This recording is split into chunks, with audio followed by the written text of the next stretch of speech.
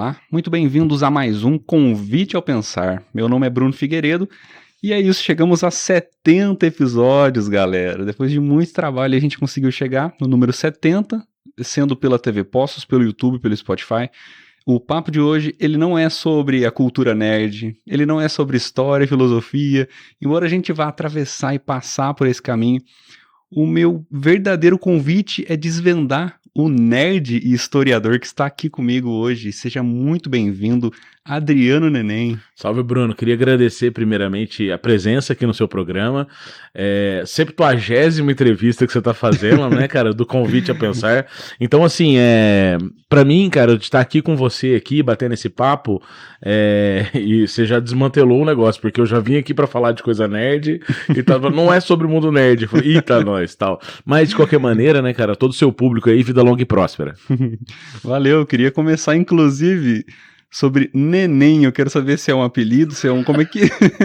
Porque, pô, Neném, cara... Cara, e assim, né, é muito doido. Isso foi em 2007. 2007 eu comprei um notebook daqueles da CCE. Né, era o que dava pra comprar e tal. Comprei um notebook e tal e usava o Windows Media Player, né? E na época eu tinha uma namorada que a gente ficava brincando de falar em vozinha. Oi, você está bem? Eu estou. Você já tomou café da manhã? Eu também. Aí, beleza, a gente conversava assim. E nessas bobeiras, eu gravava, porque assim, na época eu não tinha ainda um celular tão evoluído, né, tal. Então, eu pegava essas gravações que a gente tinha, que a gente ficava mandando e deixava no computador, né, e tal. Então, mas beleza, né, cara, não sei se você lembra naquela época, o Windows Media Player, se você coloca um vídeo nele, ele logo pulava pro próximo vídeo, que pula pro próximo e que pula pro próximo, né. Aí, beleza, eu tava dando aula, era começo de ano, eu tava dando aula de pré-história, tá ligado? Pré-história. E tinha um vídeo que chamava-se Dance Macacos Dancem, que é um vídeo fazendo até, assim, uma análise, assim, tipo de... todos somos macacos, né? Fazendo uma analogia, assim. Até esse videozinho, cara, depois dá uma olhada, é muito legal. É um curta de 3, 4 minutos. No que eu fui colocar o vídeo na aula, a coordenadora bateu na porta e falou assim, professor, você pode vir aqui pra tirar a medida da sua camiseta? Tá ligado? Aí eu falei, beleza, tô indo aí tirar a medida, né? E aí assim, eu falei, gente, vai assistindo aí. O que eu pensei? Ela vai chegar lá, eu vou falar pra ela a minha medida e volto pra sala. Só que não, eu tive que ir lá fora pra moça tirar a medida da minha camiseta e tudo mais. E aí o vídeo acabou e passou. E no que o vídeo passou, tá ligado? Assim, caiu nos áudios, entendeu? Então tava lá, oi meu neném, você está bem? Já tomou café da manhã hoje? Então quando eu voltei pra sala, cara, eu ouvi, e aí assim, o Data Show ficava do outro lado, né? Cara, você não tem noção, assim, do gás que eu dei, assim, o gordinho correndo, assim, ó, pra desligar dar pause no computador, entendeu? Aí, beleza, né, cara, eu dei pause, assim, olhei, a molecada meio olhando, os alunos, assim, eram 60 alunos, porque era sala de que é essa galera? Terceiro ano, era 17, mais ou menos, anos, 17, 18 anos, né, mais ou menos. E aí eu fechei ali e tal, né, falei, galera, assistiram o vídeo e tal, não sei o quê. Aí um aluno meu do lado do fundo, tá ligado, que hoje é meu amigo, inclusive, tá, Pulguinha, o apelido dele. Ele falou assim, ô neném, você já comeu hoje? Cara, dali, cara, no outro dia a escola inteira era neném. Ah, o neném. E eu não gostei, cara. Falei, não, poxa, né, tal, não quero esse, né. E aí eu acho que por eu ter resistido ao apelido, ficou neném, cara. Então, assim, tipo, chegou uma hora que eu desisti. Falei, os caras, Adriano, o neném. Ah, o neném, beleza. Aí você abraçou, falou, sumiu. Falou, e coincidiu também na minha escola de ter 2 Adrianos. Então, eu acho que os caras falaram, aproveita já que ele chama neném, que ele não é o Adriano, é o neném, entendeu? Pra distinguir um do outro. Exatamente, cara. Então, e aí ficou, cara, esse apelido pegou demais. Então, pessoas hoje não sabem que eu chamo Adriano, me chamam de neném, entendeu? Eu imagino pra você continuar dando aula depois disso. Caramba, velho. Vida que segue, né? Mas foi trash, assim. Cara. Eu ia até zoar no começo do episódio falando que a gente ia fazer um cover hoje aqui de Vilela e Igor. Até cara, me mandaram perguntando assim, vocês vão fazer uma collab com o Flow, cara? O Toquinho, abraço pro Toquinho aí que mandou perguntando, cara. Você acredita, cara, tem gente... Eu tinha um podcast, né, que agora eu travei ele, mas eu tinha. E a galera falava, olha, nossa, ele parece o Igor 3K, ele parece o Igor 3K. Na BGS de 2023... que eu vou todo ano, né, na BGS, na Comic Con, né, o Anime Friends e tal. Na BGS o Igor tava. E aí, cara, eu tirei uma foto com ele, saca? Então, aí ele olhou, cara, poxa, você é mineiro, mas até que lembra um pouco eu aqui mesmo, tá? Que realmente parece, só que o Igor 3K é um pouco menor, né? Um pouco mais baixinho e mais magro e tal. Mas o rosto, cara, o formato do nariz, um negócio assim, é muito parecido. A barba também, né? Então, dá um tchan assim, tá ligado? Aí, tipo, eu falava que era o Igor 5K, entendeu? Igor 5K. Pô, eu não gosto nem de comparar com... Até é bom pra gente aproveitar pra trocar essa ideia. Se você consome esses caras, eu tô meio decepcionado, desapontado. Eu gostava muito de Inteligência Limitada, cara. Até pelo cenário, né? Eu tinha essa brisa. Da outra vez a gente trocou uma ideia daquele negócio de presente, da pessoa vir trazer um presente. Então eu acho muito, essa ideia deles é muito boa pra galera de casa que não conhece. Todo convidado tem que levar um presente inútil, né? Então eu assistia muito, gostava muito. Aí por último que ele levou o Monark, e aí eu senti que ele ficava toda hora jogando aquela casca de banana pra ele assim, parece que querendo extrair uma coisa, inclusive conseguiu extrair um. Primeiro, dar palco pro cara, eu já, particularmente, eu não curto a ideia. E aí começou a envolver um lance de política, indo pro outro lado, assim, que eu falei, cara, eu não tô conseguindo mais digerir e curtir muito essa ideia desse perfil de podcast. Você consome alguma coisa hoje? Por exemplo, o Flow, essas coisas? Assim, eu, na época da pandemia, eu acho que explodiu os podcasts, né? Eu acho que foi esse período que assim, a gente tava todo mundo em casa e tal, e o Flow era inovador, porque foi o primeiro mesmo, assim, que explodiu em grande escala, eram eles, né? E eles levavam muitas pessoas de vários ambientes, de vários, né? Me incomodou sempre, assim, eu sou totalmente defensor da liberdade de expressão, mas eu creio que existam situações que demorou tanto tempo pra gente superá-las, não é? Como tocar nesse assunto de voltar a falar sobre nazismo, né? E poxa, eu sou professor de história, né? Você vê assim, às vezes, algumas incoerências. Eu estava mostrando para os meus alunos um menino negro com uma camiseta da suástica do nazismo fazendo o sinal brasileiro. E eu falei, gente, será que ele não tem consciência que se ele estivesse na Alemanha, ele estaria em um campo de concentração? Né? Porque quando a gente fala só em relação aos judeus, não foram só judeus que foram para os campos de concentração. Foram todos os imigrantes ilegais, que eram considerados entre eles ali os não-arianos, e dentre eles, né, você tem ali negros, homossexuais, você tem ali vários grupos religiosos, como por exemplo... Testemunhos de Jeová e muitos outros pequenos grupos que moravam na Alemanha, que foram todos dizimados, né? Então é um assunto tão puxado assim, sabe? E veja bem, quando você fala do Monark, né, cara, ele tentar reforçar isso, ele tentar defender a liberdade de expressão sobre isso, eu acho que discutir esse assunto em certos momentos, eles são importantes? São, né? Eu vejo, uma vez me perguntaram uma coisa que eu respondi assim, Neném, mas... Poxa, é tão doloroso os alemães terem hoje lá Auschwitz, né? Eles têm ali, né, o campo de concentração para você visitar como era. Poxa, eles não poderiam fazer uma coisa diferente ali, alguma coisa mais alegre? Aí eu comentei assim, não, porque isso é memória. E essa memória, ela tem que ser marcada de que maneira? Para que nunca mais ela aconteça. Como se assim, nós superamos esse problema, né? Nós conseguimos ver esse problema, nós não queremos repeti-lo novamente. Então, a partir do momento que o museu está ali para retratar sobre isso, né? E nós vemos assim, na figura do Monark, porque o Monark ali é uma persona, não é? Que deu muita força para que muitas pessoas que concordam ou que querem se rebelar ou que têm o seu pensamento preconceituoso, não é? Poder aflorar também e colocar a pauta da liberdade de expressão como se isso fosse plausível. Né? Então veja bem, a liberdade de expressão ela vem junto consigo, na sua essência, com a responsabilidade da expressão. Então assim, você pode falar o que você quer, ninguém vai te repreender, mas você vai ter que arcar com a consequência daquilo que você disse. Não é? Então é essa responsabilidade que talvez as pessoas não tenham consciência. Elas gostam de levantar a liberdade de expressão, mas não têm consciência de que a consequência da fala pode gerar um processo, pode gerar um crime, sim, pelo que você fala, né? Pelas coisas ofensivas que você faz. Salvo-conduto, né? Quando um comediante está num palco, eu acho que dentro de um cenário onde ele está no palco, né? Como diz o Michel Foucault, né? Um espaço heterotópico, onde o comediante propôs todas as pessoas irem para lá para fazer comédia, Eu acho, né, na minha opinião, né, que nesse caso, o comediante ali, naquele momento, ele tem a liberdade de expressão de fazer as piadas que ele quiser. Mas o que me indigna não é o comediante fazê-la. O que me indigna são pessoas rirem daquilo, não é? De piadas como, por exemplo, sobre judeus, e de achar que isso é natural, que isso é normal, entende? Eu acho que nós temos que evoluir a piada no sentido de nós rirmos de coisas mais inteligentes. Mas o que isso mostra pra gente, né? Quando a gente vê, por exemplo, a comédia, nós vemos que às vezes é uma resposta social.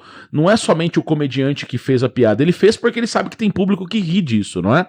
Mas ele também, né, ao mesmo tempo, a gente vê o quão às vezes na esfera social a gente tem muitas pessoas ainda com um pensamento muito simplista, né, em relação à realidade, e que talvez, né, é muito mais difícil fazer uma piada inteligente e que nós possamos rir delas, como se a gente aumentasse o nível do nosso humor.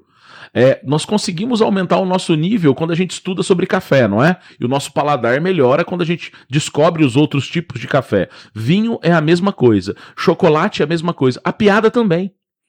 A piada a gente pode afinar ela, melhorar o senso de humor dela, para que a gente veja o quê, né? Dentro desse senso desse contrassenso do humor, um humor mais leve, um humor mais inteligente, né? E aí a gente vê, por exemplo, né, cara, Mafalda, né? Então você pega lá aqueles quadrozinhos, como que em 3 chargezinhas o Quino, né, cara, conseguia extrair o humor daquilo, não é?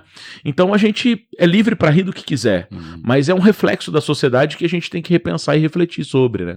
Isso deixa essa ideia de dar palco, cara. Eu acho que não precisava dar palco pra essa galera que tem tanta asneira pra falar, pelo menos da minha parte, e você falou a palavra certa, responsabilidade.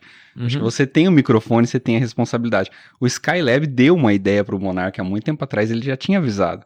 Eles falavam assim, eu quero fazer que nem um bate-papo de boteco. E ele falou, cara, você tem 30 mil pessoas te assistindo. Então, mesmo que você tenha aqui 5, 10, 15 pessoas assistindo a gente agora, é a responsabilidade, cara. Você tá meio que pregando uma coisa aqui, a gente tá trocando uma ideia e quem tá escutando tá, né, prestando atenção e vai, só de pensar sobre, você já tá propagando uma ideia, então a gente tem que ter muito cuidado, e eu quero aproveitar, a gente vai falar sobre aí pra galera de casa, como você tem um programa, tem um podcast, eu quero pegar algumas dicas com você, eu tenho algumas perguntas pra te fazer aqui depois, mas logo mais no outro bloco.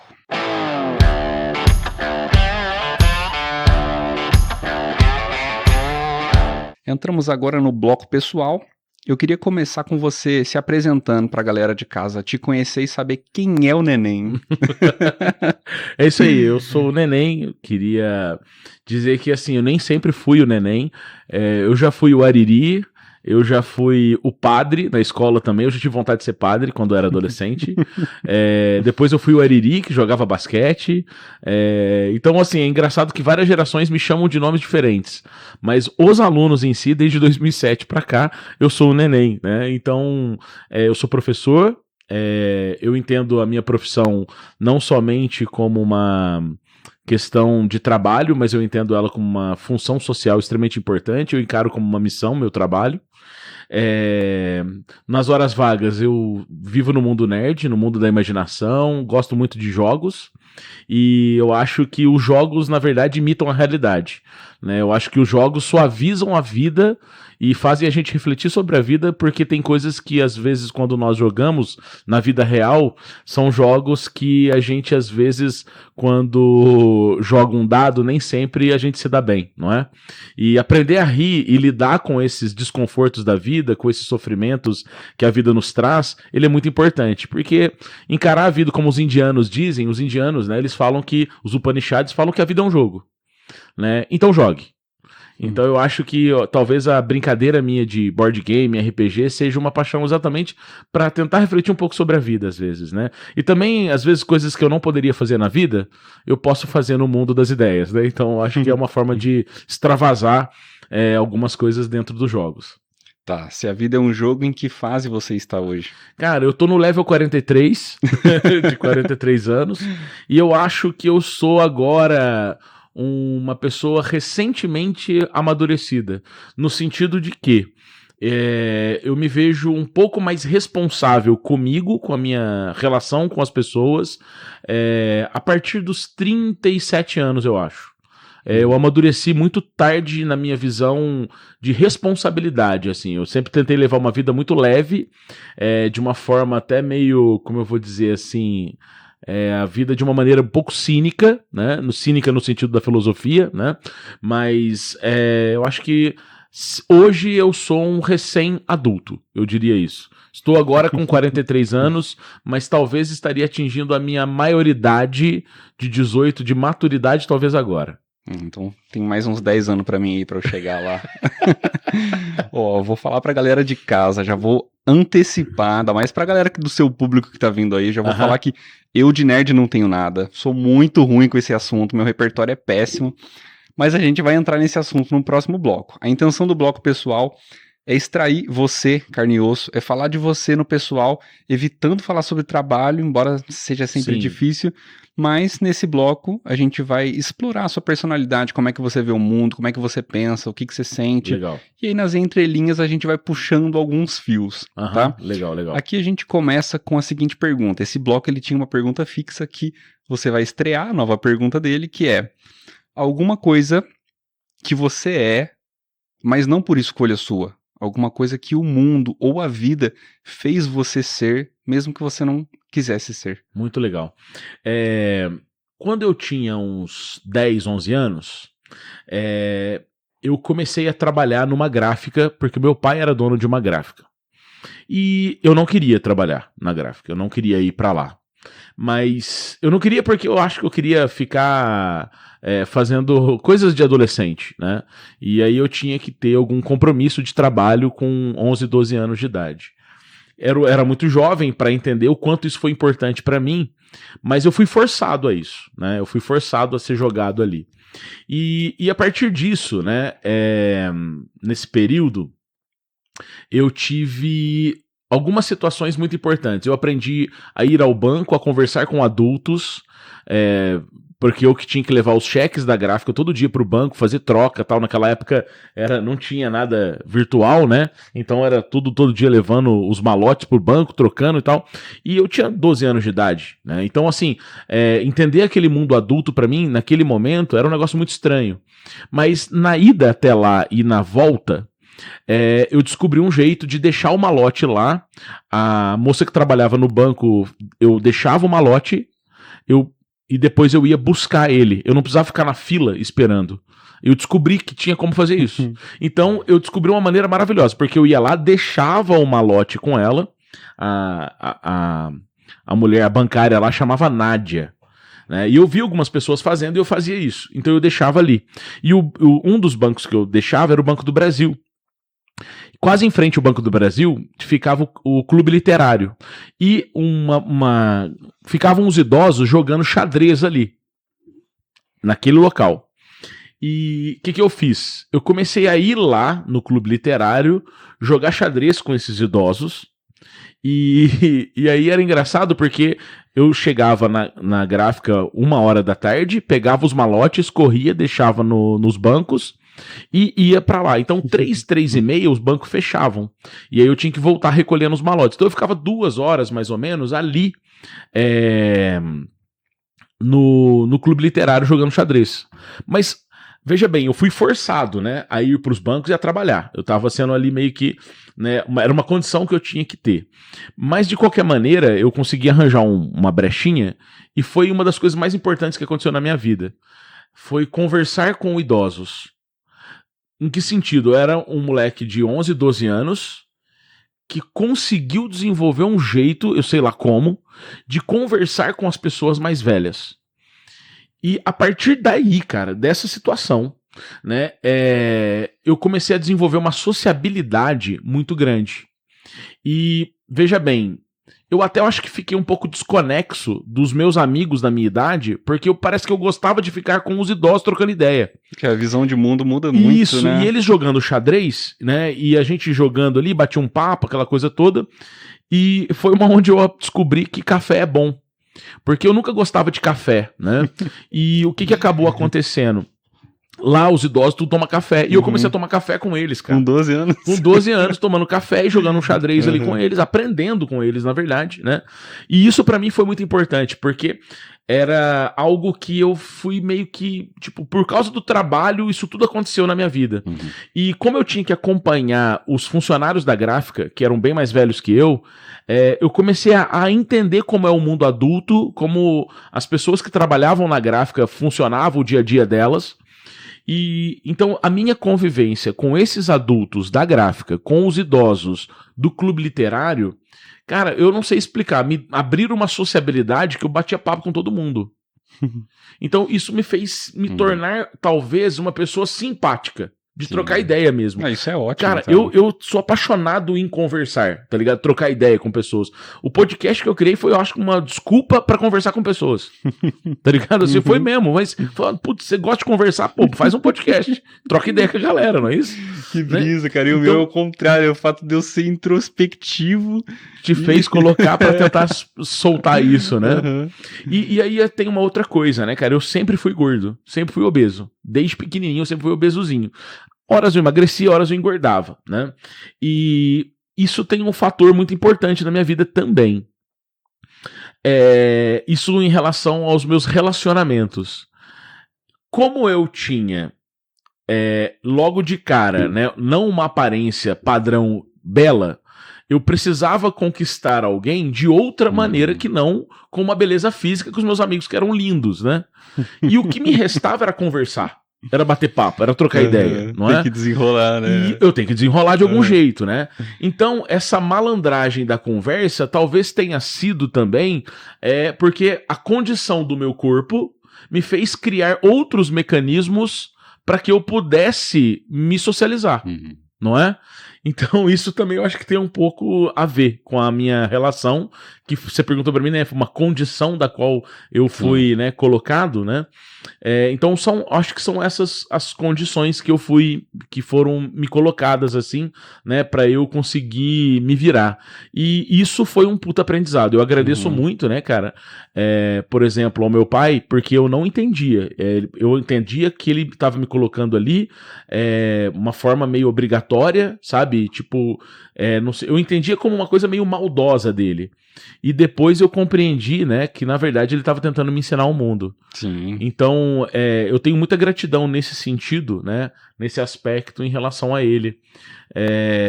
Dessa coisa do mundo do trabalho ali, mesmo eu às vezes faltando um dia de serviço, alguma coisa assim, né, aí eu ganhar o meu dinheirinho ali e ao mesmo tempo eu aprender a lidar com outras pessoas. Porque imagina, eu era um cara de escola, foi assim, né, eu consegui bolsa em escola privada, em escola particular, na época, então eu sempre estudei minha vida toda em escola particular.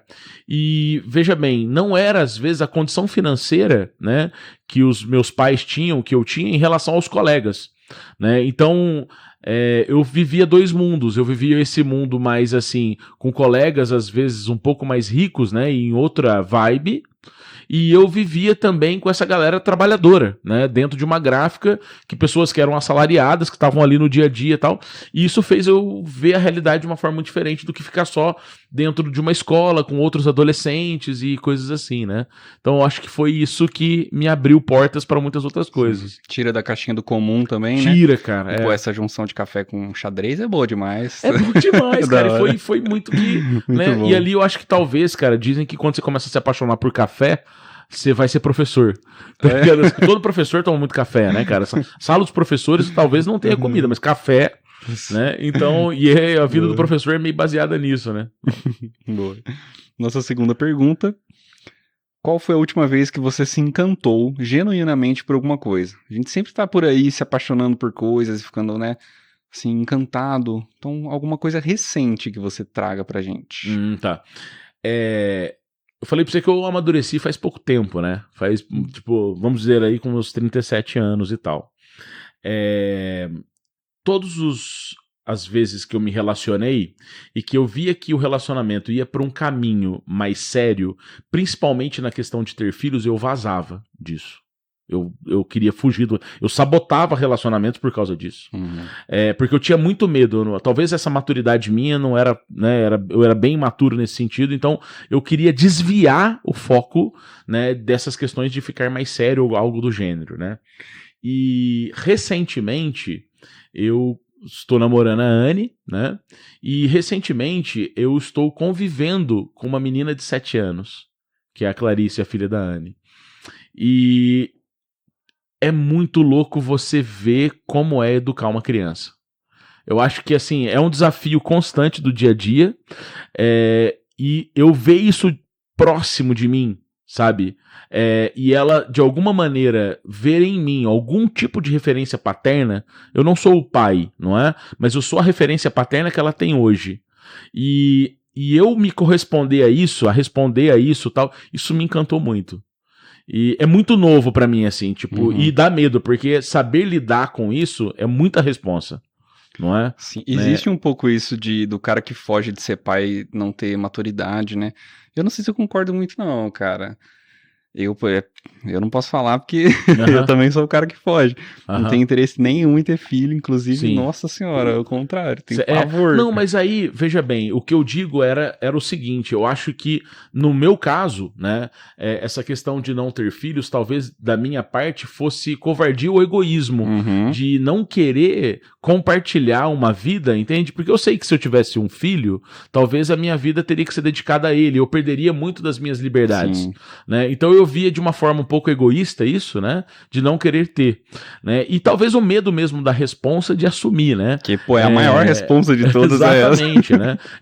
E é legal você falar isso, cara, porque assim, tipo, eu gosto muito de conversar com pessoas, às vezes, que falam assim, cara, e mulher, a pressão sobre a mulher é muito maior, né? Em relação a ter filhos. Quando uma mulher diz assim, eu não quero ser mãe, parece que vira um ET e todo mundo olha e vai, peraí, como assim você não quer ser mãe? É sempre isso, né? Como assim? Né, tal, assim, tipo, né, não respeitando esse direito da mulher, né, de escolher isso pra si, né, e ela faz essa escolha, talvez não seja por uma questão egóica, talvez seja por uma questão dela criar responsabilidades, não é, com a vida e de outros propósitos que ela tenha e que ela escolheu. Isso é a coisa mais linda do mundo, ela tá escolhendo propósitos, e nem todos nós nascemos de fato, né, pra ser mãe ou pai, não é? Nós podemos ser biologicamente pai ou mãe, não é? Porque hoje em dia aí a gente vê um problema seríssimo. Muitas crianças hoje são órfãs de pais vivos, não é? Então acho que é preferível não ter um filho do que colocar um no mundo, não é? Pra ele sofrer como se fosse um órfão. E tem muita gente que, assim como eu, tem dificuldade de lidar consigo mesmo. Imagina como é que... Tem muita galera que eu conheço, inclusive, que mal consegue se virar e tem filho e sabe, se enrosca todo nesse processo. Então é uma coisa que eu não quero passar. Se que eu tivesse muito bem, assim, não falo nem financeiramente. Não, é tudo. Falo de saber lidar com a vida, de ter perspectiva desse tipo de coisa. Então, assim, é um papo da hora da gente ter também. Mas vamos para a terceira pergunta. Let's go. Aqui agora você vai me falar uma falta, depende, vai da sua visão, uma falta e um excesso. A primeira que te vier na mente, pode ser às vezes em você, pode ser uma coisa que você vê no mundo, pode ser em outro fator, algo que te venha na mente de falta e excesso. Ah, ok. Não necessariamente comigo, uma falta que eu vejo... Isso, pode ser, a sua resposta é ampla. Ah, ok. Vamos lá. Eu penso que hoje é uma das coisas mais, vamos dizer assim, embrionárias do mundo. Eles falam que quando tem uma visão judaica, né, que quando os pecados capitais forem acabando, o último que vai restar é o egoísmo. A última máscara que vai cair é do egoísmo, porque é a mais difícil de você se libertar dela.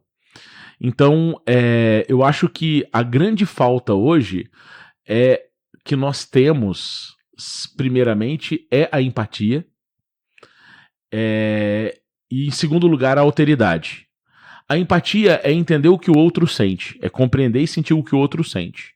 A alteridade é quando eu olho para o outro como diferente, mas não como superior ou inferior. Enxergar o outro de forma diferente e valorizar a diferença, a diversidade.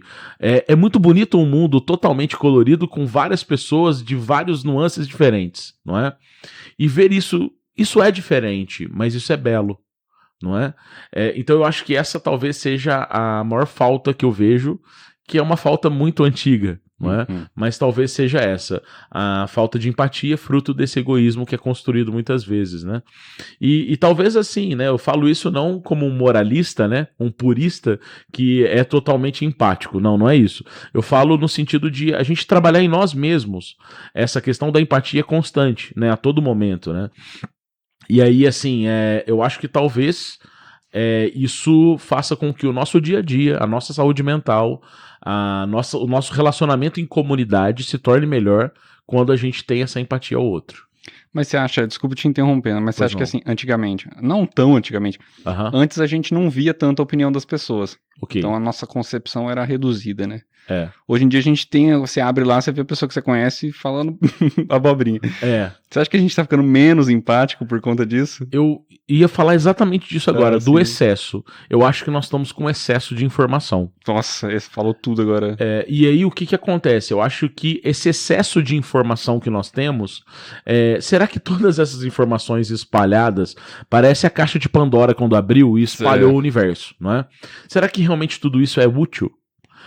Será que realmente tudo isso que está em espaço aberto, será que realmente isso ajudou a população a melhorar a sua falta de conhecimento? Isso atrapalhou, não é? Então eu creio que essa rede de explosão de informações, na verdade, ela criou cada vez mais bolhas.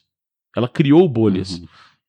Onde você vê em 2026 um grupo de meninos criar um grupo pelo Discord, né? E depois criaram no antigo Twitter, que é o X, e depois eles foram criando vários grupos, virou uma comunidade de meninos que vão dizer que eles estão sendo desvalorizados pelas mulheres e que por causa disso, né, eles precisam tomar posturas diferentes, e aí eles foram intitulados de Red Pill. Nossa, cara. Então veja bem, em um mundo com tantas informações como esse, não é? Com uma quantidade de informação absurda, esses meninos Red Pill, ok?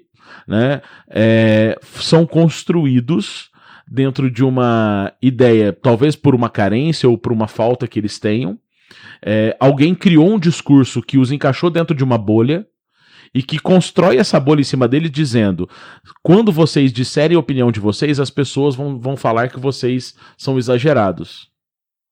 E aí você constrói e faz uma pequena lavagem cerebral em meninos, né, que vão virar vamos dizer assim, recém-adultos em breve, que vão estar na universidade, levando um discurso, tá certo?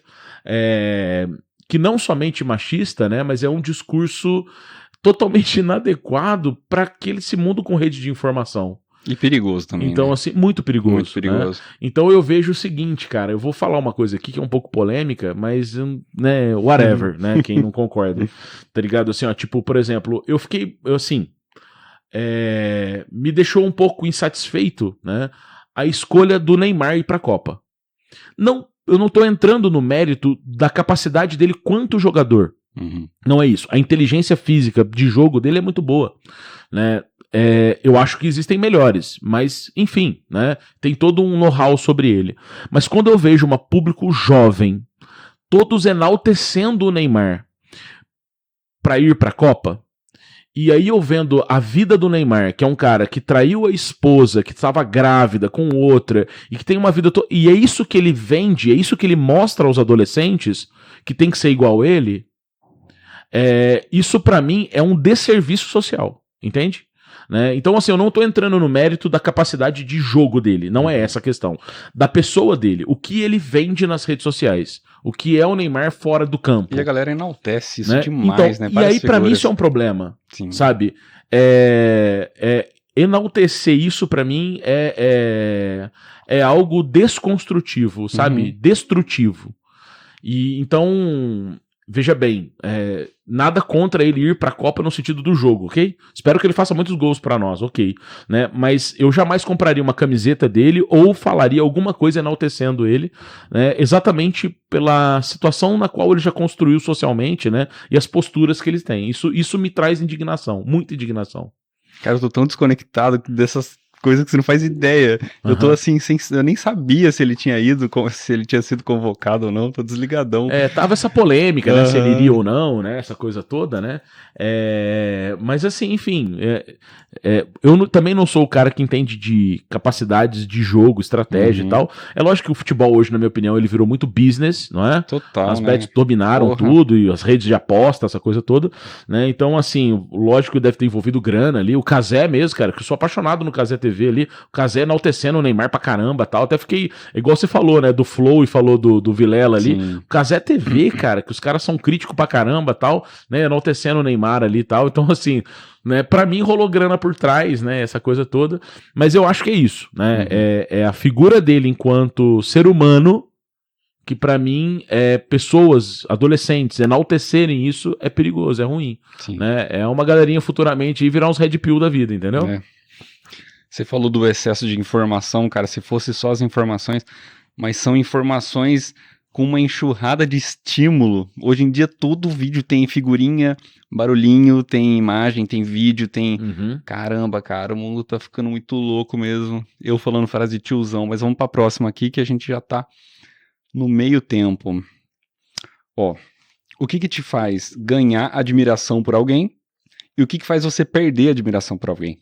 Ah, legal. Então, eu acho que existem várias maneiras de ganhar admiração, que eu tenho, assim, né, que eu admiro. Mas eu vou dar alguns exemplos de coisas, assim, que eu tenho admiração profunda, assim. Eu admiro muito quando eu vejo uma pessoa viver a vida onde a grana que ela ganha é o meio e não o fim da sua vida. Então, eu vejo ela muito mais preocupada com afazeres do dia a dia, voltados para o que ela gosta de fazer, e às vezes abrindo mão de certas luxuosidades e regalias para a escolha que ela fez, entende?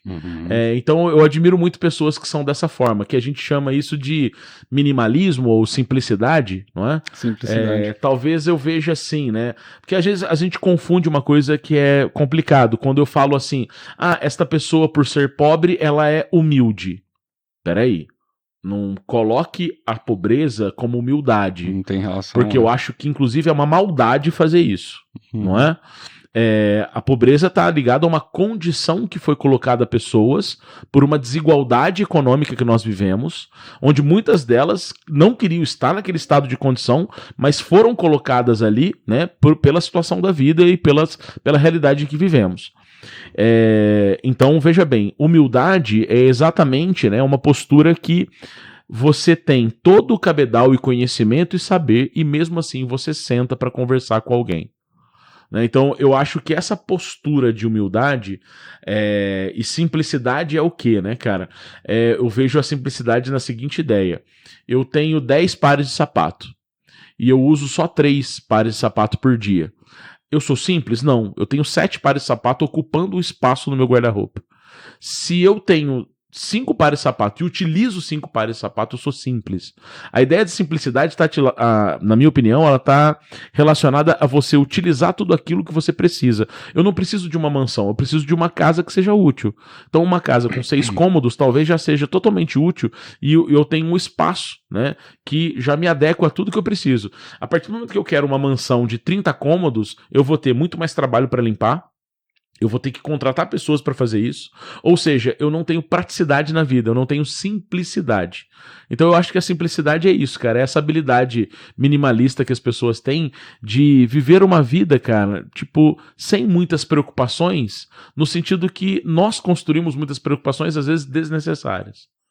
Então, cara, isso que você falou me lembrou uma frase do Rubem Alves, eu não vou saber falar a frase dele, mas ele faz uma reflexão sobre a multiplicidade. E ele faz essa reflexão entre você ter um banquete, uma mesa com tudo, em que você pode ir e comer tudo que você quiser. E ele traz isso de você pode só escolher o prato que você gosta, que você sabe que vai te saciar, e que você não precisa de todos os pratos que estão na mesa. Exato. Eu gosto muito dele, cara. Ele traz umas ideias muito boas também. Para a nossa próxima pergunta. Agora, qual que é um sentimento que para você é o mais difícil de lidar? Um sentimento mais difícil de lidar, aí a pergunta é pessoal, né? Sim, pra essa mim pessoal. mesmo, né? Legal. Nós temos muitos. Eu vou falar essa palavra, talvez ela seja meio pesada, mas nós temos muitas sombras dentro de nós, né? E essas sombras estão ali, elas estão guardadinhas ali. Eu não quero mostrá-las para você. Talvez elas sejam o lado neném que eu não gosto que as pessoas vejam, não é? Eu tenho que esconder elas às vezes, porque eu tenho que enaltecer mais os lados neném que socialmente é legal, né? De colocar e tudo mais. Mas talvez eu tenha dentro de mim uma coisa que me incomoda muito, cara. É uma coisa que na terapia eu falo muito sobre. Eu tenho uma desconfiança por exemplo, é uma desconfiança desnecessária que às vezes fica na minha cabeça falando, peraí, essa pessoa falou isso, mas será que ela falou isso mesmo?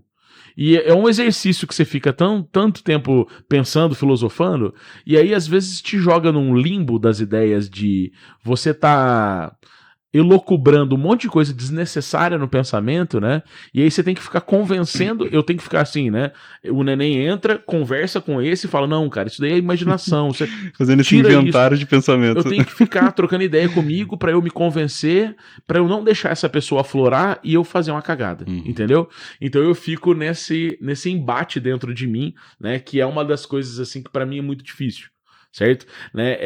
E aí, assim, até eu conseguir me organizar, colocar eles pra dormir de novo e tudo mais, dá um trabalho. Então, essa questão de, sei lá, cara, é uma desconfiança que eu tenho das pessoas eu não sei explicar isso pra você, assim, tipo.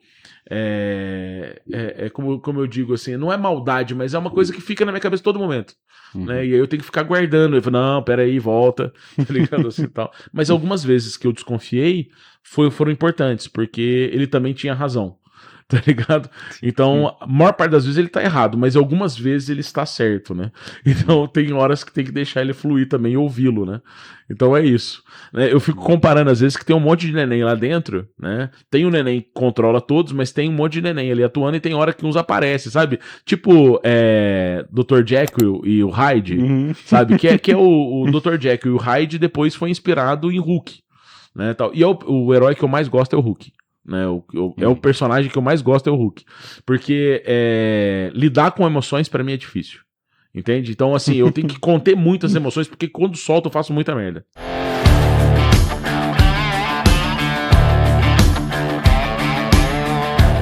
Entramos agora na segunda camada, e aqui é o momento da gente entender e conhecer um pouquinho a tua trajetória, o que você faz. Eu quero começar com uma pergunta que eu acho bem interessante, que é a seguinte. Você é professor, você é mestre de RPG, você tem um podcast. Então, a minha pergunta é, o que tem de sedutor, mas ao mesmo tempo perigoso, em ser o cara que está sempre conduzindo as narrativas? É legal essa pergunta sua, porque hoje eu tenho muito mais consciência da minha fala do que eu tinha 10 anos atrás. Eu me lembro de uma vez que eu fui discutir sobre a questão sobre a carne na sala de aula. E falando sobre o comércio carnívoro, e falando sobre como os animais são tratados em muitos matadouros, e eu acabei mostrando umas cenas na sala de aula de matadouros e tudo mais, e uma menina virou vegana. E a mãe com o pai dela até hoje fala pra mim assim, você mudou a vida da minha filha, porque hoje ela é vegana, a gente vai fazer churrasco, ela tem que comer brócolis. Né? Mas tem uns vídeos que são dela. Realmente... Sim, e veja bem, eu acho que eu excedi nessa aula.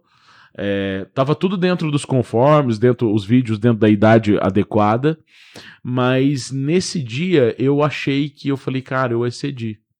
Né? Então, assim, a responsa de você saber o que falar e conduzir é uma coisa que eu aprendi no decorrer desses últimos 10 anos, vamos dizer assim. Talvez quando a gente é mais novo, a gente quer, talvez para dar uma aula muito show, né? Você quer causar polêmicas, você quer atingir o mais profundo do aluno, né? E tudo mais. E talvez isso não seja salutar. Talvez não seja essa a necessidade que ele esteja precisando no momento, né? E talvez você possa gerar um desequilíbrio, um abalo até.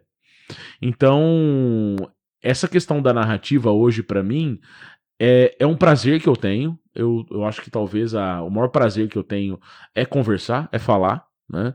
Então, por isso que eu acho que eu tô nesses meios de comunicação, né, tal, programa na rádio, podcast, dando aula, tal. Então, quer dizer, eu exercito minhas cordas vocais diariamente, né? E depois é comer. Então, acho que também causa relacionada à boca, né? E então eu vejo que hoje, né, olhando, com muito mais parcimônia eu faço alguns assuntos e debates com eles, sabe? Você vai ficando mais atento a um monte de coisa e isso é perigoso sim, tá? Dependendo do que você fale, eles te entendem como uma lei, eles entendem que é uma verdade absoluta e isso é perigoso, bem perigoso mesmo, né? Você já assistiu o filme A Onda, né, que é um professor fazendo uma brincadeira. Esse professor foi fazer uma brincadeira na sala para explicar como era o fascismo, né? E aí ele foi ensinando, ó, tem que ter um símbolo, olha, tem que ter um grupo. E esse filme chegou uma hora que saiu do controle dele, as crianças, né? Elas realmente montaram um grupo, entende? Entendi. Né? Elas Ele se sentiram superiores. E aí, a partir disso, esse filme é muito bom. É um filme alemão, A Onda. Legal, cara. É um filme alemão que é uma crítica social maravilhosa. Vou até colocar na tela aí pra galera, pra quem ficar curioso. Cara, assista, esse filme é maravilhoso. Pô. Agora que você falou de sala de aula, eu fiquei com vontade de falar sobre, mas vamos deixar pra falar, porque eu tenho essas curiosidades. Acho que a gente pode até já abrir, deixa eu abrir com essa que tá fresca na minha cabeça. Depois a gente volta, porque eu quero falar de podcast. Tá. Mas enquanto você tava falando, imaginei você dando aula e tal. Deve ter técnicas que você usa, ou formato de aula, o que você gosta de fazer como, sabe, pra atrativo, pra reter a atenção. Mas a minha dúvida maior ainda mais hoje em dia, você tá dando aula pro terceiro ano, você falou? Ensino médio. Ensino médio, sim, pensa, o ensino médio. Praticamente você concorre, entre aspas, concorre hoje com a galera dos vídeos das coisas imediatas, dos vídeos, né, igual a gente estava falando agora dos altos estímulos e tal. Isso. Então, como é que você lida com isso? O que você sente com isso na prática, na sala de aula? Uma coisa que é interessante que você disse, né? Existem muitos influencers hoje que trabalham com assuntos de conhecimento, né? E aí o aluno às vezes não estudou para a prova e ele pega um vídeo rápido ali, aprenda a independência do Brasil em 3 minutos. Ou aprenda sobre o Brasil em 50 minutos. Isso se não jogar no chat GPT e pedir um resumão, né? Isso também, você pode entrar ali no chat e tudo mais. Eu vou te dar um exemplo que aconteceu na Suécia e na Finlândia, tá? A Suécia e a Finlândia foram os 2 primeiros países a abolirem a apostila de papel, a abolir e transformar tudo em digital. Todos os alunos tinham tablet, era virtual, né? E eles começaram a adotar esse método lá. Em 2023, houve uma lei decretada na Finlândia, na Suécia, e também tem um outro país que eu não me recordo agora, que é um país europeu, são referências de educação, onde eles falaram assim, ó, volta pro papel, volta pro caderno, volta pro lápis. Por quê? Porque as crianças não estão mais conseguindo reter conhecimento. Então, veja bem, é uma diferença entre entender e compreender. E as crianças, para você ter uma base, na Suécia, começaram a perder o desenvolvimento psicomotor. E isso é muito importante, porque quando a criança está lá escrevendo de forma cursiva, fazendo, desde lá do infantilzinho mesmo, ela está conectando, fazendo neurotransmissores no cérebro dela se conectarem. A partir do momento que ela fica somente passiva, passando o dedinho e vendo vídeos, ela perde o protagonismo até da própria vida. E aí o que acaba acontecendo? Ela se torna um ser altamente dependente e incapaz de pensar. Então, veja bem, quando você coloca situações, problemas para eles, eles não conseguem resolver com mais facilidade, entende? Porque é mais fácil você pesquisar, né? Pesquisar ali e tal. E aí qual que é o problema, né? Muitas vezes, quando é uma prova objetiva que eu pergunto o que é tal coisa, é fácil para ele responder. Ele vai lá, vê o vídeo, sabe o que é e responde, não é? Agora, se eu pergunto para ele como isso aconteceu, onde eu forço ele a querer pensar sobre, você trava ele. Entende? Sim. Então, a brincadeira, né, é conseguir fazer com que ele se construa entendendo como o mundo funciona a partir das experiências que ele tem. E se eu jogo ele pra usar o ChatGPT, cara, ele tem que usar mesmo o ChatGPT, é importante. Eu acho que essa coisa de falar, tire a tecnologia deles, também não é assim.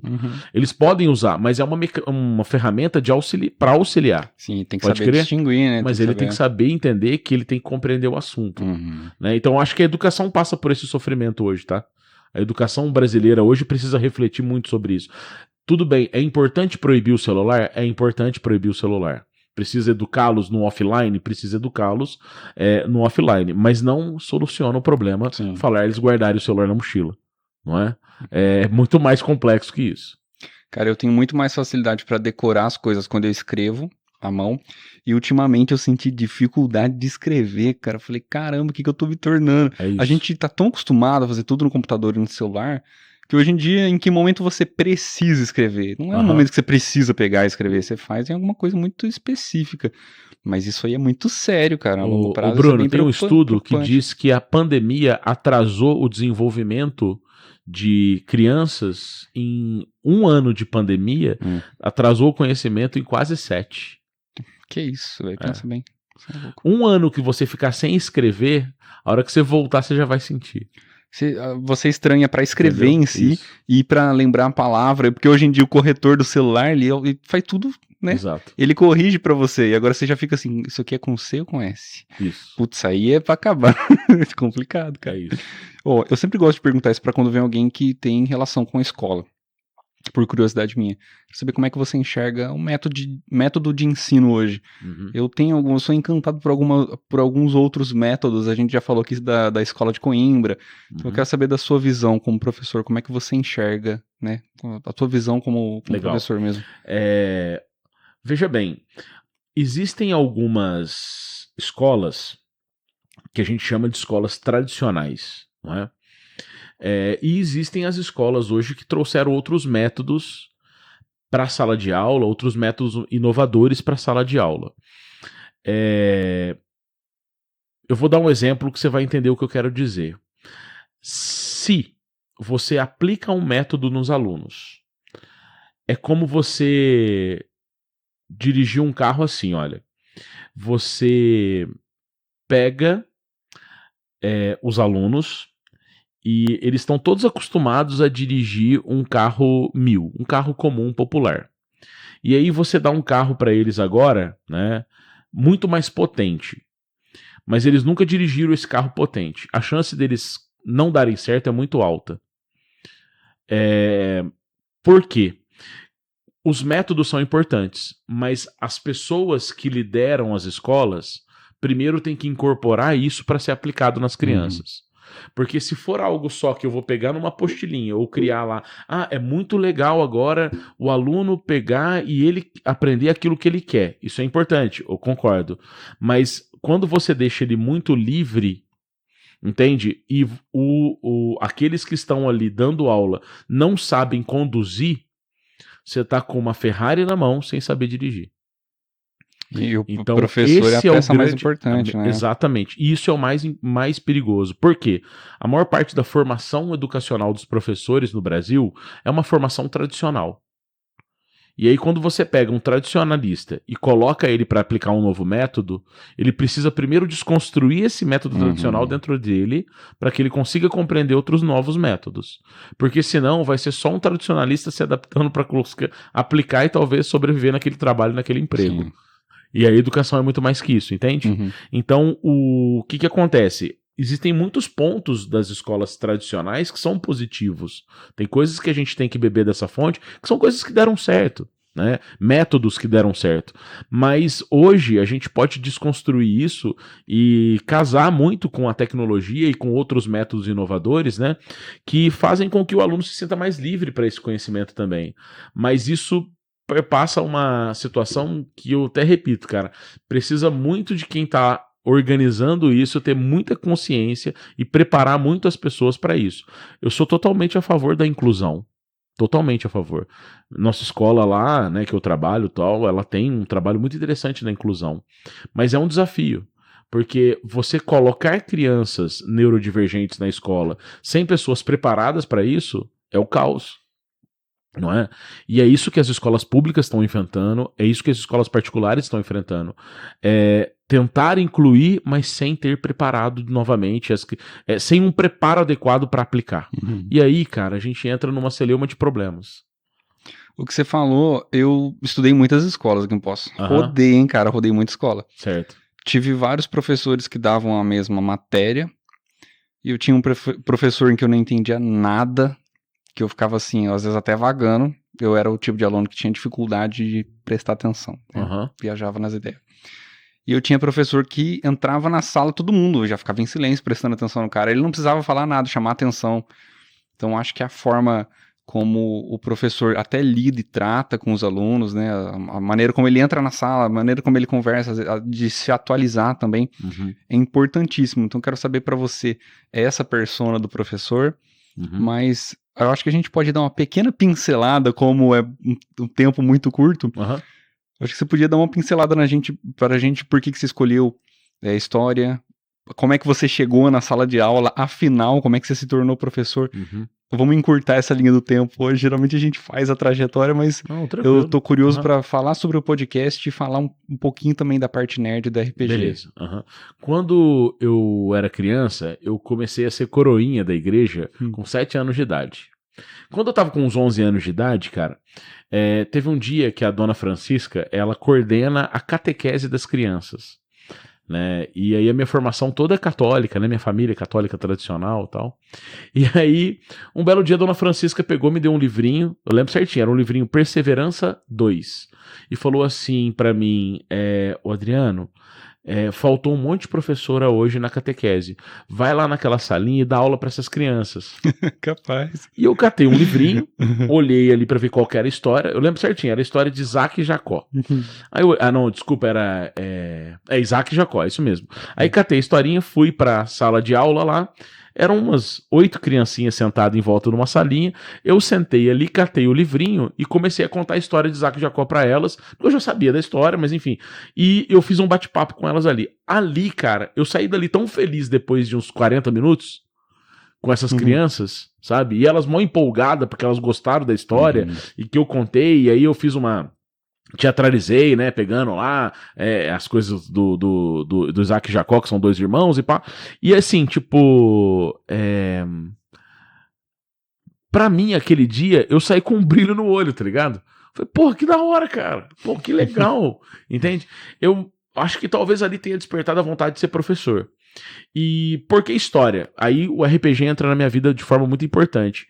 Quando eu tinha uns 13 para 14 anos, eu conheci o D&D, que é o primeiro jogo que entrou na minha vida. E por muita sorte do universo, eu tinha um amigo vizinho, o Wellington, e um outro vizinho, o Eduardo, que trouxe o pai dele, era caminhoneiro nos Estados Unidos, trouxe o livro de D&D, e aí tudo em inglês. O Wellington era um cara muito inteligente, mais velho um pouco que a gente, traduziu as coisas lá e começamos a jogar. Né? Então, assim, igual o Stranger Things mesmo, que eles sentam em volta de uma mesa e começam a brincar e tal. Eu fiquei tão apaixonado por aquilo que eu queria comprar livros de RPG. Comprando os livros de RPG, muitos deles contavam muita história. E eu acho que foi daí que despertou a vontade de ler, primeiramente, de leitura. E eu acho que eu tava entre direito, história, eu ficava filosofia, sabe? E tal. E na época eu tinha um amigo... Eu tenho um amigo, né, o Cebola, né, que é meu amigo de infância. Ele tinha muita vontade de fazer história e ele queria fazer história, de tudo quanto é jeito e tal. E ele um pouco me induziu junto. Então nós fomos fazer faculdade juntos. Ele desistiu no primeiro ano e eu continuei, tá ligado assim? Capaz. Ele te influenciou. Ele desistiu e foi pro direito, tá ligado assim e tal.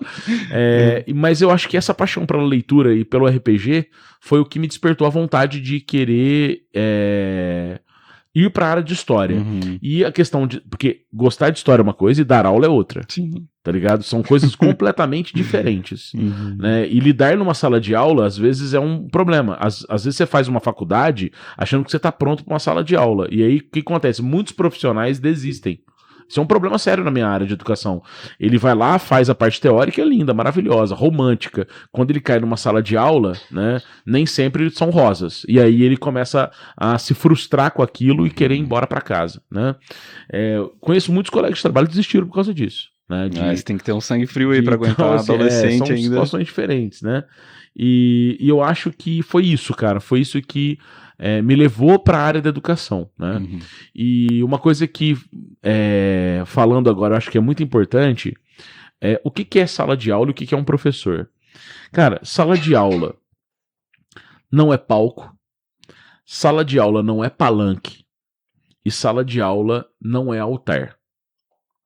Então, um profissional da área de educação, ele tem que ter uma noção, um professor, que é muito importante, cara. Eu não tenho que professar fé e religião dentro de uma sala de aula. Eu não tenho que dizer qual a religião mais importante, ou qual é a certa. Ou ficar discutindo sobre religiosidade dentro da sala de aula, definindo religiões. Dentro de sala de aula, eu não sou do partido A, B ou C. Sala de aula não é palanque. Eu não induzo os alunos a votarem A, B e C. E sala de aula também não é palco. Então eu não sou palhaço para ficar lá em cima fazendo malabares para atrair a atenção do aluno. Né? Eu acho que todo profissional de educação tem que ter essa consciência. Sala de aula não é palco, sala de aula não é palanque e sala de aula não é altar. Então esse é o primeiro ponto, cara, que eu acho que o profissional tem que ter, é que entender que numa sala de aula ele tem que entender que ele vai estar lidando com muitas diferenças e ele vai ter que dar a mesma aula e o respeito numa forma de igualdade com todos os alunos que estão ali, não é? Dentro de uma sala de aula eu dou aula para pessoas de religiões diferentes, eu dou aula para alunos onde os pais têm pensamentos políticos diferentes e eu preciso lidar com tudo isso ao mesmo tempo. Né?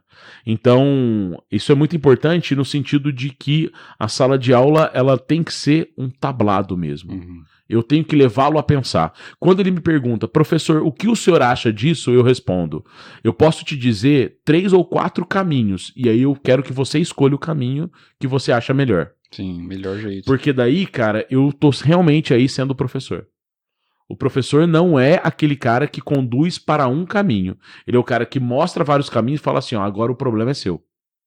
Mas no começo né? Você apanhou um pouquinho pra não enviesar o discurso, cara, porque essa parte de... Assim, sim. Deve ser foda sim, no começo. No começo de carreira a gente tem um monte de inexperiências, né? E às vezes a gente aprende no sufoco mesmo, né? Mas essa maturidade dentro de uma escola ela é muito importante. Né? Eu falo assim, às vezes quando os professores eu vou fazer algum bate-papo, uma palestra assim para profissionais da área de educação, eu digo que nós estamos em Hogwarts. E em Hogwarts você dá aula pro Harry Potter e pro Malfoy. Mesmo eu não gostando do Malfoy e a postura dele, ele é meu aluno. Né? Então, saber lidar com essa diversidade e respeitar essas diferenças, mesmo não concordando, né, é importante para criar harmonia em Hogwarts. Não é? A educação é para todos. Né? Então, é nesse sentido que é delicado, saca? Falar sobre isso e lidar sobre isso, né? Mas criar essa maturidade, assim, conforme você vai dando aula e você vai se desenvolvendo, Sim. Acho que deve chegar um momento em que você entra na sala de aula, assim, até no seu habitat, assim, deve ser muito gostoso essa sensação, cara, real. Eu quero falar um pouquinho do podcast, porque eu tenho muitas curiosidades. Sempre que vem alguém aqui que também faz isso, eu queria saber da sua parte se você já fez muitos episódios, né? Muitos episódios. 1000 episódios. Pô, pensa, eu com 70 eu surto, imagina com 1000. Nossa, então com 1000 você vai ter mais propriedade pra falar. Se você já identificou algum padrão nas pessoas, cara, o que você acha que as pessoas estão mais buscando que elas vão falar? Legal. A maior parte das pessoas querem falar pra elas. Esse foi o ponto que eu encontrei, assim, sabe? As pessoas vão lá porque elas querem se autoafirmarem naquilo que elas querem falar. Sim. Então, eu peguei pessoas ali pra entrevistar que sentavam ali tremendo, não é? E eu acho que a missão nossa como host é conseguir deixá-la à vontade. Né? Essa eu acho que é o ponto mais importante de um host. Né? Uma pessoa que consiga tranquilizar o entrevistado. Sabe? Deixar ele realmente à vontade para que ele possa se expressar. Você só pelo teu jeito calmo de ser ali, você já tranquiliza as pessoas. Quando tá aqui, o ambiente ajuda, né? Vai. O ambiente, você entrou aqui já tá... Sim, o ambiente ajuda, mas assim, isso é muito importante, é o teu jeito. Não é um jeito autoritário, não é um jeito... Você tá apenas trocando uma ideia. Isso faz com que a pessoa fique suave aqui do lado de cá, entendeu? né? Porque, assim, nós não vamos entrar no certo e errado aqui, debater isso e... Não, nós vamos trocar uma ideia, não é? Que o Sócrates fala, a gente tá numa conversa simétrica, sem armadura, né? Conversa simétrica, trocando ideia, né? Mas aí eu senti isso, eu senti que as pessoas muitas vezes queriam falar ali para se autoafirmarem naquilo que elas realmente pensam, né? E eu, quando puxava isso delas, eu sentia isso, tá? Algumas outras pessoas que eu senti um padrão nas entrevistas foi o seguinte, né? Essa questão de autoafirmação e muitas pessoas, cara, com uma necessidade absurda de falar alguma coisa. De performar alguma coisa específica, elas parece que estudou em casa. Cara, deixa eu falar, pelo amor de Deus. Sabe assim, talvez ela esteja procurando alguém pra realmente falar, cara, pôr pra fora. Sabe? E talvez, assim, tem pessoas que saíram do meu podcast aliviadas depois que foram. Falaram, cara, obrigado, cara, eu consegui falar o que eu queria, sabe? E talvez as pessoas tenham essa necessidade mesmo, sabe? Eu e você também temos, Bruno, não é? Sim. A vontade, às vezes, de falar mesmo o que a gente tá pensando, o que a gente tá sentindo, de uma forma à vontade, né? Então, eu sinto que é isso, cara. As pessoas, quando estão num podcast, elas querem realmente botar pra fora alguma coisa que talvez em outro lugar elas não consigam. Mas uma curiosidade agora, e você, que é o cara falante, como é que é ficar do outro lado e que você tem que ouvir? Cara, esse é um outro ponto. No começo, meus podcasts davam 3 horas. Né? Só que daí, isso foi uma coisa que eu fui me regulando também. Eu cheguei a um ponto de me dosar, ao ponto de eu não querer mais nenhum protagonismo. Sim. Quando eu pego os meus primeiros vídeos, era muito foco em mim e na pessoa, foco em mim e na pessoa. Depois era só a pessoa, de vez em quando eu aparecia. E aí, assim, eu quero extrair da pessoa, saca? Porque, cara, eu já falei tudo que eu sei, que eu, sabe, cansa até, né? Então, eu comecei a desenvolver uma coisa, cara, que é o seguinte, como diz, né, o Nietzsche lá, mais do que saber de todas as respostas é saber fazer a pergunta certa. Então, primeiro, deixar a pessoa à vontade. Eu começava descontraído para deixar a pessoa à vontade, né? Até brincava com ela no começo do episódio. E depois que eu fazia isso, eu começava a trazer as perguntas básicas que ela saberia me responder tranquilamente, né? E depois eu aprofundava com perguntas mais puxadinhas, né? E aí eu acho que foi vamos dizer assim, o método que eu quis, que eu desenvolvi ao ponto de fazer sempre esse trajeto, né? E dava muito certo, cara. Dava muito certo fazer dessa forma e as pessoas sempre queriam voltar. Isso eu achava muito legal. Falei, cara, não tem como ir de novo pra fazer outro assunto e tal. E é legal, você fala, pô, a pessoa então gostou mesmo, né? Cara, quer voltar aqui, né? Então, e nem sempre dava pra voltar, porque a gente tem que depois também mais pessoas, mais ideias, mais pensamentos, né? E tudo. Então foi um pouco isso que eu fiz. E a outra coisa que eu ia comentar contigo, cara, é muito legal as pessoas falarem das profissões. Quando eu entrevistei um coveiro. Sabe? Porque a gente sabe que coveiro trabalha no cemitério. Mas, cara, pergunta coisa do dia a dia pra um coveiro pra você ver, cara. Que você fala, meu Deus, é assim então? Entendeu? E eu acho que essas nuances é que dão o tchan do episódio, entendeu? Eu tenho mais interesse por essas coisas incomuns, assim, cara, do que as coisas muito midiáticas. Eu acho mais gostoso. Você já entrou provavelmente você já entrou em algumas furadas, né? Sempre que vem a galera que tem podcast aqui, eu quero saber quais foram os piores episódios, assim, no sentido de, cara, entrei numa furada, às vezes da pessoa não render. Já cancelou algum episódio, por exemplo, assim, de não... Já teve um episódio que a pessoa desabafando falou mal de outras. E aí eu tive que cancelar o episódio, né? Porque eu não queria também gerar rivalidade, briga, né, e tudo mais. Sim. Mas a pessoa tava ali realmente desabafando, né, e ela acabou falando mal de outra pessoa que viu o podcast, queria ir lá pra responder, não é? Nossa. E cara, foi um rolo lá na cidade. Né? Então aí esse episódio eu tirei do ar, eu entrevistei essa pessoa depois de novo, né, abordamos de maneira diferente e tudo, pedi pra ela não personalizar nada, e aí deu tudo certo. Agora, o que me incomodava às vezes? Algumas pessoas que vinham atrás de mim querendo ser entrevistadas, pra falar do produto delas. Nossa, eu odeio isso. Eu acho que essas são as entrevistas bosta que eu tive. É uma das piores, velho. Por quê?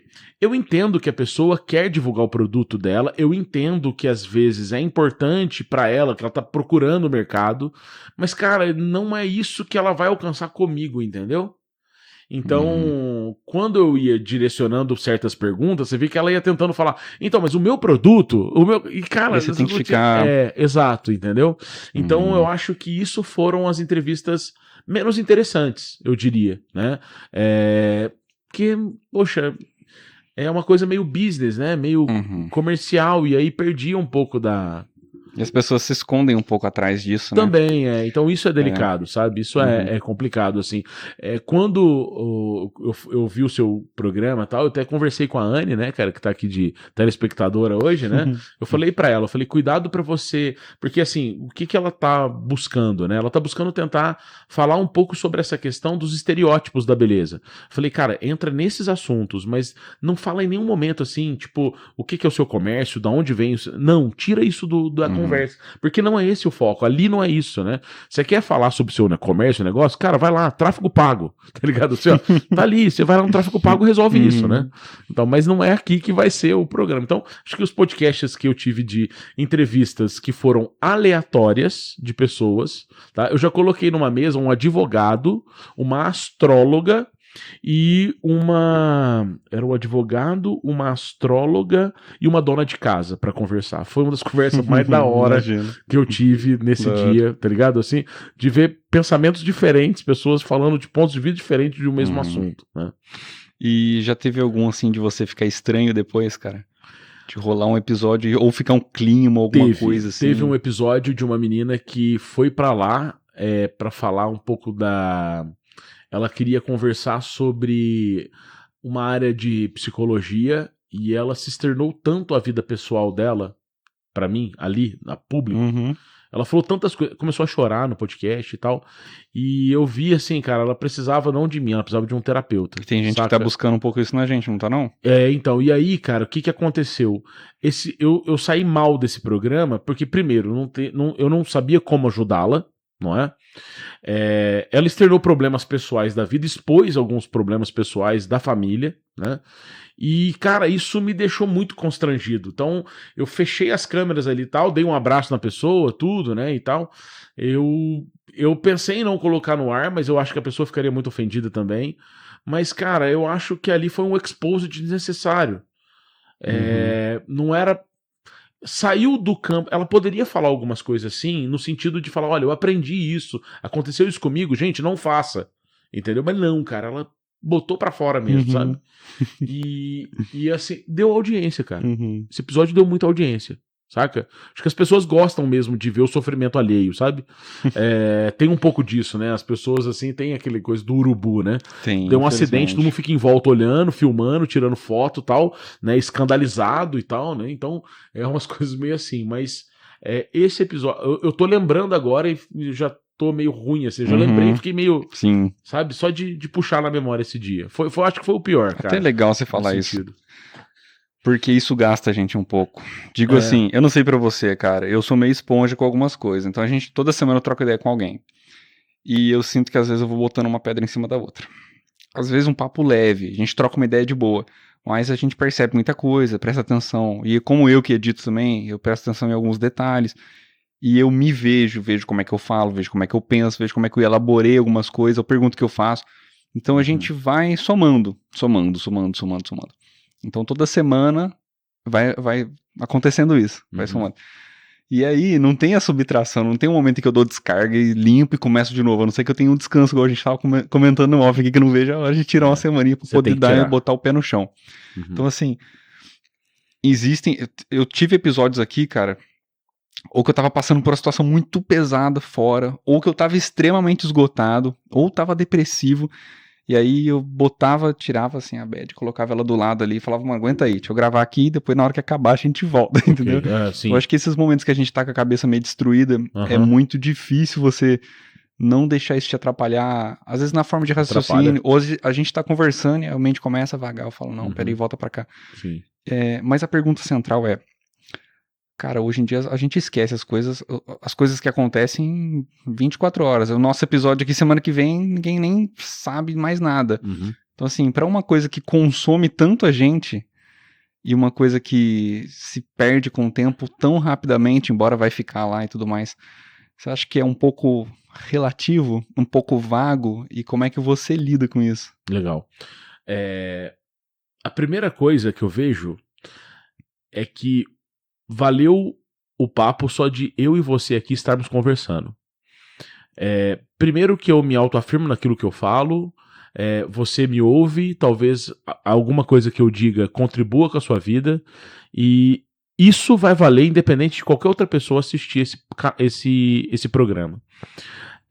Porque, né, vamos dizer assim, né, como diz uma música francesa, Sullivan, né, tem muita coisa na internet que vai pro vento, né, cara, vai, flui e tal. Mas por outro lado, muitas coisas que nós estamos aqui conversando talvez seja muito útil para alguém, né, que a gente nem faz ideia de quem seja que vai ouvir isso em algum lugar que, igual o efeito borboleta, né, um bater de borboleta aqui vira um tufão em outro lugar. É um pouco isso, às vezes alguma pessoa aparece depois de, sei lá, 6 meses, falando, nossa, você fez isso, falou de tal coisa, eu achei legal tua fala, tal. Isso contribui, né? E aí, cara, eu vejo o seguinte, vou fazer uma comparação aqui que é legal.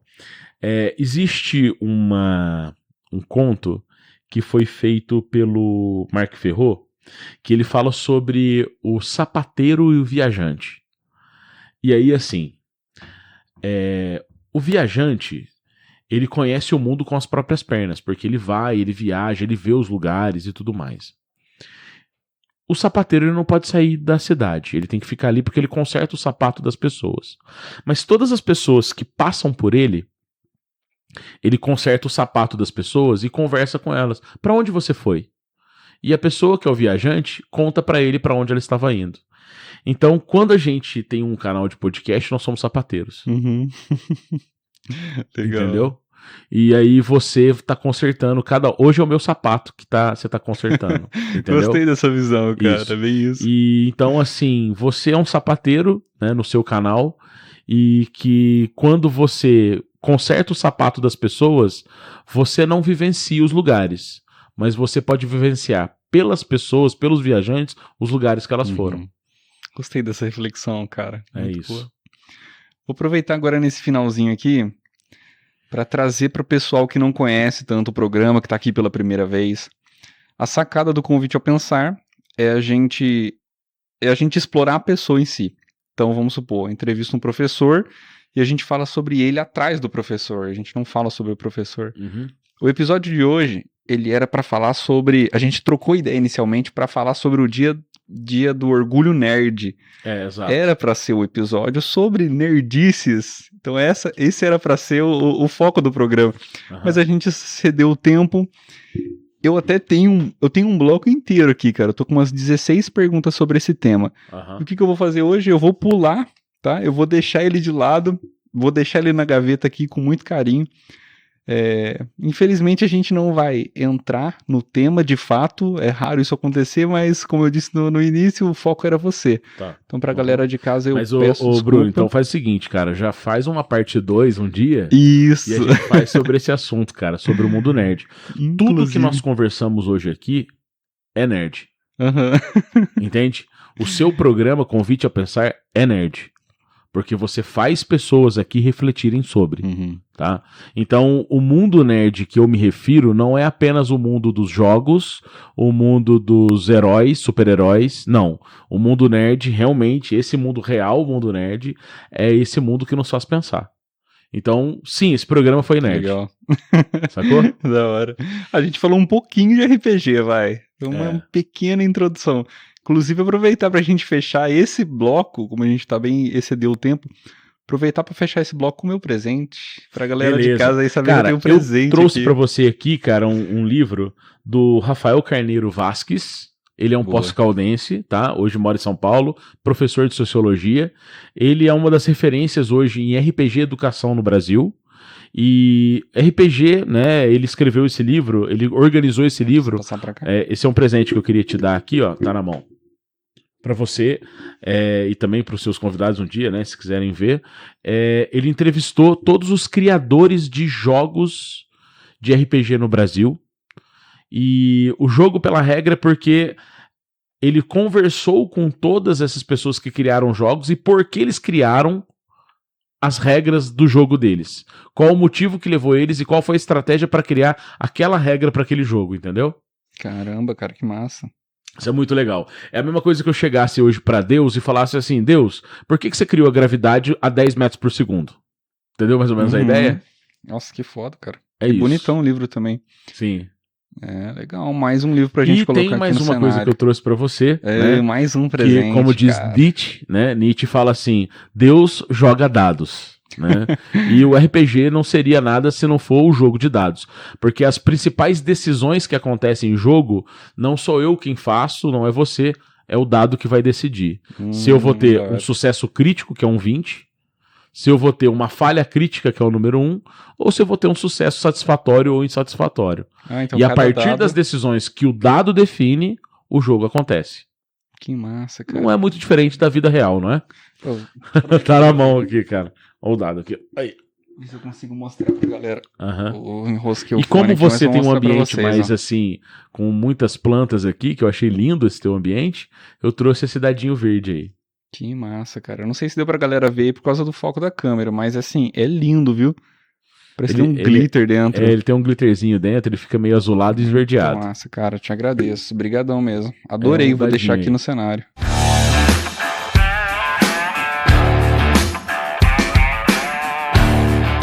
Entramos agora no modo aleatório. Agora o bloco faz jus ao nome. Vamos falar sobre assuntos que não tem nada com nada aqui. E a gente começa com... Pequenas mentiras são válidas para evitar grandes desconfortos? Total. Nós não seríamos nada se não fossem as mentiras do dia a dia. A mentira que eu faço para agradar alguém, às vezes, ela é muito importante. Né? E às vezes os desconfortos são necessários através de pequenas mentiras que nós fazemos, não é? Nós todos mentimos todos os dias. Né? A mentira caminha com nós.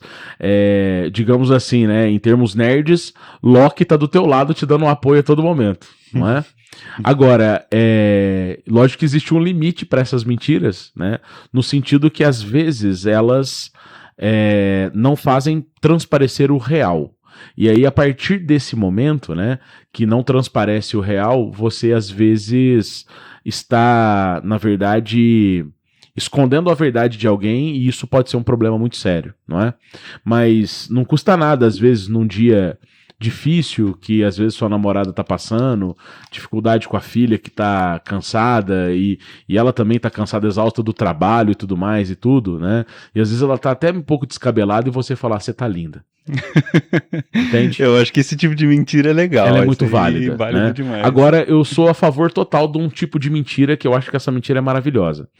O Ariano Suassuna, né? Inspirado em Ariano Suassuna, né? A mentira, quando ela é pra prejudicar alguém, lógico que ela é ruim, né? Mas a mentira, quando ela é uma arte, ela é maravilhosa. Né? Então, assim, quando você chega e conta pra alguém que você viu que um vagalume cruzou com uma abelha, e aí ela ficou uma abelha vagalume que ela trabalha de dia e de noite porque ela consegue trabalhar noturnamente pela luz, é arte, entende? Eu acho muito legal esses mentirosos que inventam coisas que são absurdas e que pessoas acreditam. Eu acho maravilhoso esse tipo de mentira, sabe? Então, eu acho que mentir pela arte vale a pena. Né? E eu gosto muito de fazer mentiras no sentido de que as pessoas acham tão... às vezes, assim, é um absurdo. A pessoa fala, não, isso não aconteceu, isso é mentira. Né? Mas a pessoa sai falando, ela fica chocada e tudo mais e tal. E é legal ver a pessoa, assim, às vezes meio com aquela cara assim, tipo, cara, será que é verdade? Será que não é?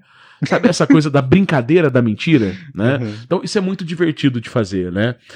E é uma maneira legal de brincar com as crianças também, fazendo mentiras surreais, onde ela fala, não, isso é mentira. Então fala, não, isso aconteceu, né?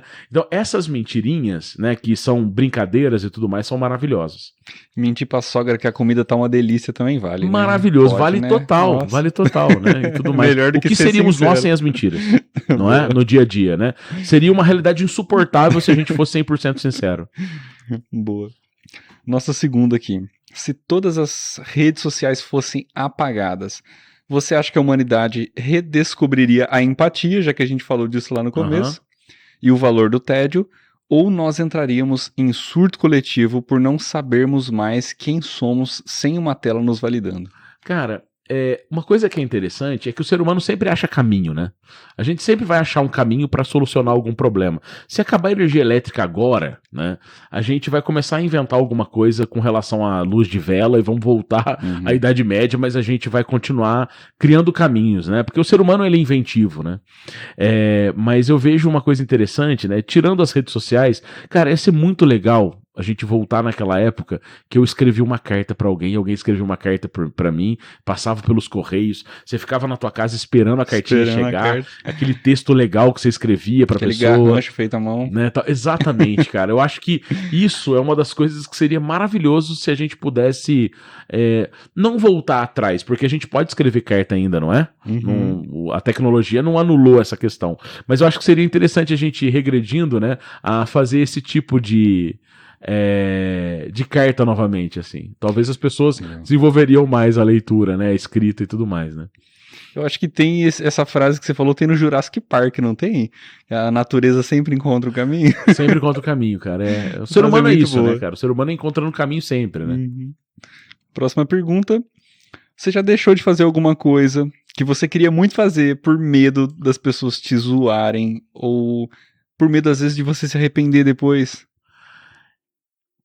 Putz, cara, não. Porque as coisas assim, eu já fiz muita coisa assim que eu achava que a galera ia, né, tal, e não, eu já fiz, assim.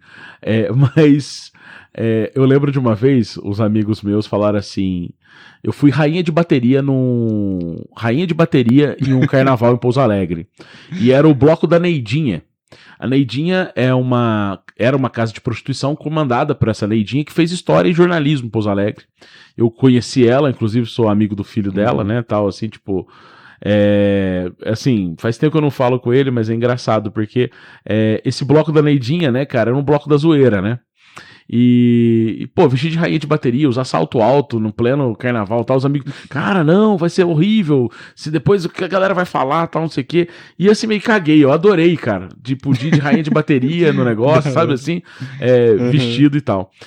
Mas a pergunta que você colocou, né, dessa questão, já teve vezes que eu abri mão de uma coisa que eu queria pelo outro e eu me arrependo.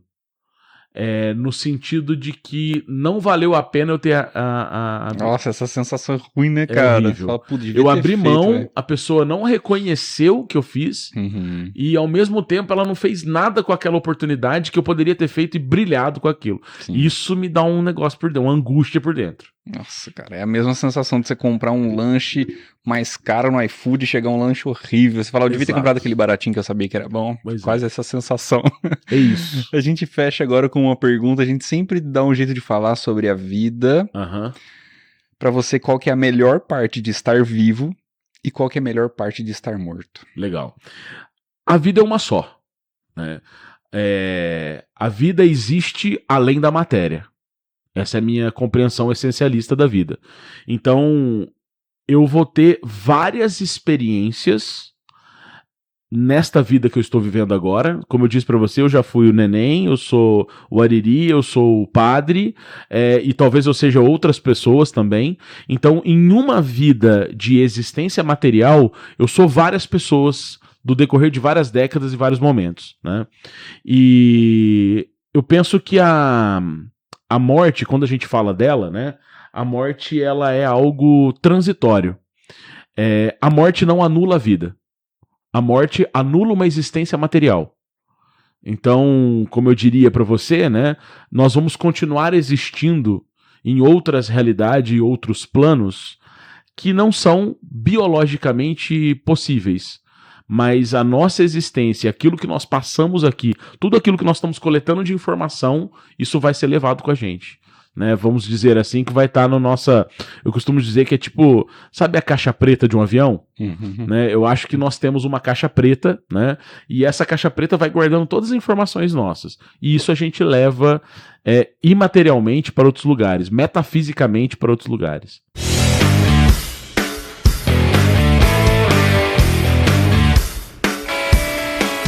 Entramos agora no bloco final, nossa conversa vai chegando no fim, e agora você vai deixar pra galera de casa que tá assistindo a gente algumas indicações e recomendações.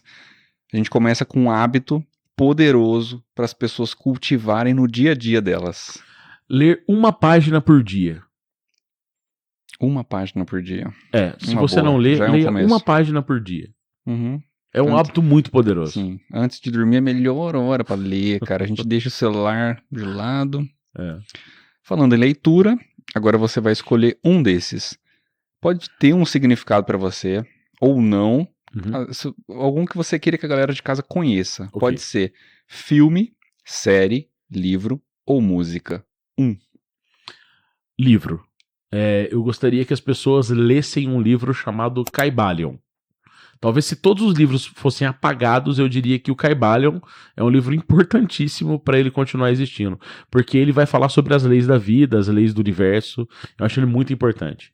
Caramba, se todos os livros fossem apagados, esse seria o livro que eu seguraria para que ele continuasse existindo. Porra, pesado, cara. Fiquei curioso agora, vou procurar. Tá na tela pra galera aí. E agora a gente encerra com o seu convite a pensar. Esse é o momento que você vai deixar aquela reflexão formigando na cabeça da galera que tá ouvindo. Sobre o que você gostaria que a gente pensasse, refletisse sobre. Legal. É uma pergunta complexa essa, mas eu vou tentar trazer aqui uma ideia que é importante, assim. Quando que na sua vida e na sua existência você realmente pensou em algo que esse pensamento é 100% seu? Esse pensamento foi emanado de você. Quando você, nesse momento, pensou em algo que não é uma cópia de nada que existe no mundo. Tá, já estou pensando sobre. Gostei. Porque o Jean-Paul Sartre, né, ele vai dizer que quando você realmente emanar um pensamento de você, que você entende que ele é 100% seu, você vai entender o sentido de existir. Bom demais. Vou deixar um espacinho de considerações finais. Te agradeço pelo nosso papo, pela reflexão que você deixou. E queria que você deixasse as redes sociais para a galera de casa te procurar e te conhecer mais. Beleza. Cara, eu acho que só queria te agradecer pela oportunidade de... Toda vez que alguém nos dá a oportunidade de falar e de poder pôr pra fora as nossas ideias, assim, sabe, Bruno? Elas são muito importantes, assim. Tipo, primeiro, isso significou muito pra mim, né? De vir aqui e tal, de poder estar expressando as minhas ideias. Então, primeira coisa, realmente agradecer o convite a pensar e agradecer a sua pessoa por isso, né? Minhas redes sociais é Adriano_Neném, né? E eu tenho também o canal Nenemcast. E tem um outro canal que eu tenho, que é de eventos, né? Chamado NerdY. E quem quiser trocar ideia e tal, fica à vontade, é só mandar mensagem lá, é tudo aberto as coisas, né? Às vezes eu demoro um pouquinho pra responder, mas tamo junto aí e tal. E queria, só pra gente fechar, né? Eu acho que tem duas frases que eu gosto muito, assim, do mundo nerd, né? Que a força esteja com você, né? E vida longa e próspera, que são dois ícones, assim, do mundo nerd. Irmão, obrigado, cara. Adorei nosso papo. Bom demais. Valeu, Bruno. Obrigado. Valeu, cara. Pra galera de casa aí, sabia que você que tá assistindo, você pode ter um episódio aqui comigo. É muito fácil para se inscrever lá no nosso Instagram, @conviteaopensar. Além de você mandar pergunta, você ficar por dentro da programação, né, de quem que vai ser o nosso próximo convidado. Da semana passada foi o Igor Pellegrino, ele que está estudando filosofia. Semana que vem a gente tem uma professora de balé, tá? Para você saber quem é lá no Instagram. E tem o link, lá no perfil do Insta tem o link que você pode se inscrever. Aí você vai colocar seu nome, qual é o tema que você gostaria de conversar, como é que você imagina que seria o episódio, e você pode ser convidado, chamado para ter um episódio aqui comigo. Então lembrando que a gente está com 2 horários na TV Poços, sábado, 4 da tarde, domingo, 5 da tarde. Você pode assistir também no Spotify, versão vídeo, e no YouTube, também todo domingo às 5 horas. E também apoiar esse programa, que é feito somente por mim, eu que edito, eu que faço roteiro, eu que faço tudo aqui, com R$12 por mês no nosso Apoia-se. Você pode apoiar ou você pode contribuir também aqui no nosso QR Code, aqui em cima com um Pix de qualquer valor para ajudar o programa. E para você que é professor, que manja muito de algum tema, ou você é músico, saiba que a gente tem outros formatos, além desse formato de entrevista que você está assistindo, a gente tem outros formatos de programa aqui no canal também. É isso, se você assistiu até o final, muito obrigado e até a próxima. Valeu!